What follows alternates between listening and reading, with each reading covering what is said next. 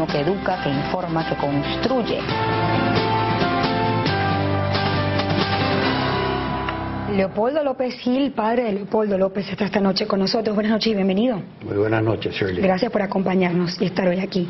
Vamos a comenzar con un poco este proceso que está pasando usted como padre de Leopoldo López. Un padre jamás, supongo, está preparado para ver la prisión de su hijo.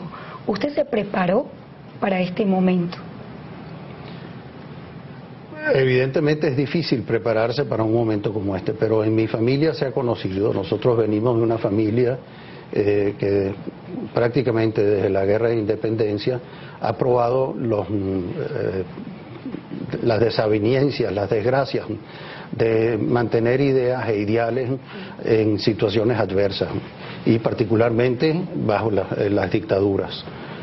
Mi padre, mi abuelo sufrieron tanto el exilio como la cárcel durante muchísimos años y siempre estuvimos hablando de la posibilidad de que Leopoldo fuese, dadas las circunstancias actuales, fuese una de las víctimas de esa incomprensión, de la intolerancia que significa una dictadura. Ahora, en una familia como la suya, que siempre ha estado acostumbrado a lo mejor en todo su recorrido, ¿cómo ha caído en la detención de Leopoldo? ¿Cómo se ha manejado en el ambiente familiar? Bueno, en primer lugar sí se crea una solidaridad en la familia, que es lo menos que uno puede esperar, y eso ayuda a sobrellevar esta carga.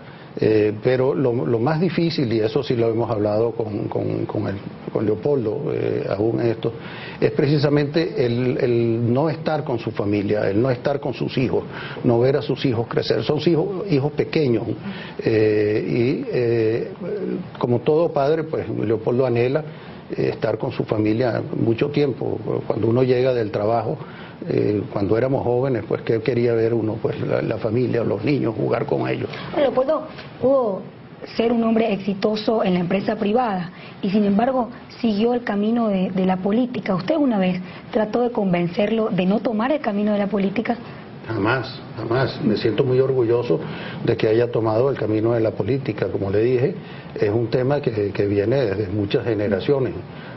Queremos a Venezuela y queremos una mejor Venezuela, por eso es que él está en esto. ¿Usted cuando creció, cuándo fue que Leopoldo López usted notó como padre que despuntaba esos dotes que tiene en la política? Desde muy temprano, y de hecho, bueno, él en su colegio siempre fue líder en distintas ocasiones, y fue presidente de su clase, etcétera. Yo diría que, y hasta muy chiquito, entre sus amigos se contaba una historia de que estamos hablando de un niño de probablemente 9, 10 años o hasta menos. Le preguntaban, bueno, ¿qué quieres hacer tú cuando seas grande? Unos decían, yo quiero ser vaquero, el otro decía, yo quiero ser bombero, aviador, típicas contestaciones. Y cuando le preguntaron a Leopoldo, yo quiero ser presidente. ¿Siempre fue líder? Yo creo que sí, yo creo que siempre fue un líder. ¿Cómo lo educó usted? ¿Qué valores se manejaban en la casa? Bueno, yo creo que el preocuparse por el prójimo es algo que viene, como le digo, viene desde toda la familia. Mi padre fue médico y como tal atendía pues simplemente por su profesión al prójimo, y todos sus abuelos, nosotros siempre pues hicimos una norma de que el que más tiene que ocuparse del que menos tiene. Eso es una norma en nuestra forma de educar y nuestra forma de ser. Y yo diría que una historia, una anécdota bonita es que cuando Leopoldo era alcalde de Chacao, promovió la creación de una fundación que se ocupase pues de las personas pues que estaban indigentes en la calle sin techo, y creó la Fundación Techo, una fundación de carácter privado que todavía existe y la conozco bien porque tuve la oportunidad de hacer 2 reportajes sobre esa fundación. Y me acuerdo que cuando él inició esa fundación, invitó a su abuela, a mi madre, a la inauguración, y ella fue y con lágrimas en los ojos le dijo: esto es lo más bonito y lo más importante que tú has hecho y que probablemente harás en tu vida, Leopoldo. A diferencia de otros dirigentes políticos, muchos al ser acusados, imputados, bueno, han preferido el exilio, no confían en la justicia venezolana. En el caso de Leopoldo, él se entregó, hoy está preso. Me pregunto, ¿qué lo llevó a él, si se considera inocente, a tomar ese riesgo? Bueno, en primer lugar, es precisamente el convencimiento de que es inocente. Él no tiene nada que ocultar, por lo tanto le da la cara a la justicia, se presenta voluntariamente y está argumentando dentro del marco legal el por qué él no debe estar. Él no debe estar preso. Eso es una verdaderamente un abuso de poder lo que se está ejerciendo en este momento. En segundo lugar, por el convencimiento que tiene él de su labor política. Él se podría considerar hoy, considero yo, el jefe político de la oposición en Venezuela. No hay otro, porque es el único que realmente está diciéndole al país: mire, este es el rumbo, este es el camino que hay que seguir si vamos a componer esta situación que nos ha traído pues a una situación casi desastrosa en los últimos 15 años. Ahora, entregarse y caer preso, ¿fue una estrategia política de Leopoldo para desplazar el liderazgo de Enrique Capriles? No, en absoluto. ¿Y ser el nuevo líder de la oposición? No, en absoluto. Es simplemente el convencimiento de que él tenía que hacer eso. ¿Usted trató de convencer a Leopoldo, discutió sobre esa decisión de entregarse, aún siendo él inocente como él se considera? Claro que le hablamos, por supuesto que le hablamos. ¿Qué opinaba usted? ¿Qué le dijo? Como padre, que no se entregara y que se fuera a una parte, a la clandestinidad, al exilio, etcétera. ¿Qué decía él? Que no, y como ciudadano aplaudo la decisión que él tomó. Como venezolano me siento sumamente orgulloso y lo apoyo 100%. ¿Cómo está Leopoldo en la actualidad? Usted ya lo visitó. ¿Cómo fue esa primera visita? Sí, yo lo he visitado cada vez que he podido. De hecho, lo visitamos al día siguiente de haber sido recluido. Está en una prisión militar bien conocida en Venezuela, se llama Ramo Verde, en unas condiciones de aislamiento. Solamente le pueden visitar su familia inmediata y sus abogados.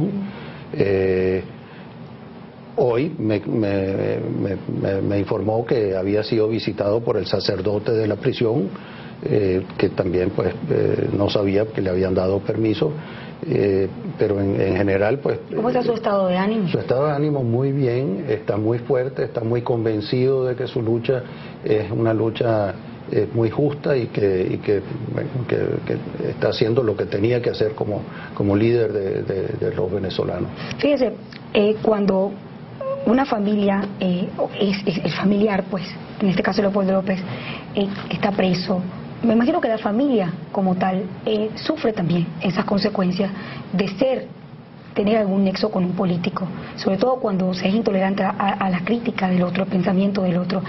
Yo quiero conocer cómo ha sufrido la familia de Leopoldo López, incluso llegarnos al punto del allanamiento. ¿Cómo fue ese allanamiento a su residencia cuando estaban buscando a Leopoldo?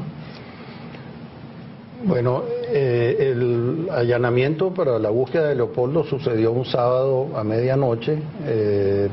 Estábamos en mi casa, mi señora, la esposa de Leopoldo, Lilian, los dos niños, que son dos bebés, y una persona de servicio que nos ayudaba, cuando a las 11:30, un cuarto para las 12 de la noche, sonó la puerta de una forma un poco fuerte. Y nos encontramos, me encontré pues al abrir yo la puerta, unas personas totalmente encapuchadas, vestidas de negro, sin identificación, con unas armas largas, una visión bastante terrorífica, ¿no? O sea, y sobre todo pues sin... ¿Había orden de allanamiento? ¿Una orden? Sí, en ese momento yo cerré la puerta, pues una reacción inmediata, y me dijeron que tenían una orden, la volví a abrir y la leímos, Lilian y yo leímos la orden y le dimos entonces entrada a la casa para que buscasen y se les advirtió, y ellos lo sabían seguramente, que Leopoldo no estaba en mi casa, él estaba en otra parte. Fíjese, me queda pues ya poco tiempo, pero le quería preguntar si usted confía en la justicia venezolana.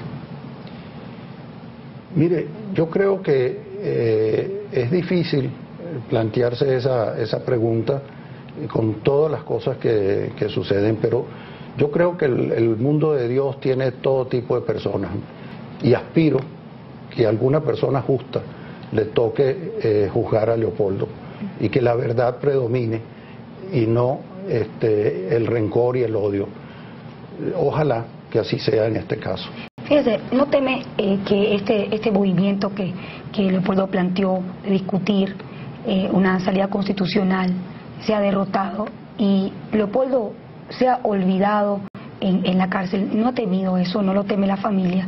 Fíjese el caso de Iván Simonovich, lleva ya un tiempo preso, 8 años, la gente, lo dije cuando entrevisté a Lilian, vuelve a su cotidianidad y entonces se va olvidando.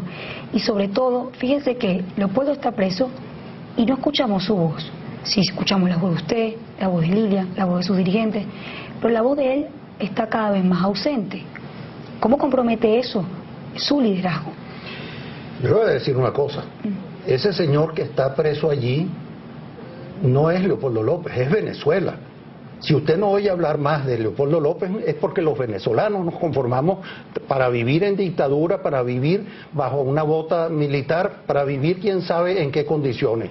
Eso es lo que usted tiene que tenerle mucho miedo. Eso es lo que le tiene que tener miedo a Venezuela. No que se olviden de Leopoldo, sino que se olviden de la causa de Leopoldo. Ojalá que nunca pase, porque sería muy triste que este país cayera en ese tipo de situación. Ahora, pero lo ha pensado, es un escenario, hay posibilidad de que Leopoldo López, pues, quede preso, sea juzgado y efectivamente resulte culpable. Todo es posible. Y si es culpable, habrá apelaciones y habrá circunstancias. Al final, yo siempre he dicho que la verdad es como mezclar vinagre y aceite.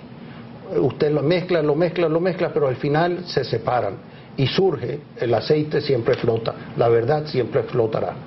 Gracias por habernos acompañado, por darnos su testimonio. Sé que son momentos difíciles para la familia López. Estaremos pendientes de este caso. El espacio está abierto para que pues siempre sepamos, tengamos noticias de Leopoldo. Gracias por habernos acompañado. Gracias a ustedes. Buenas noches. Gracias.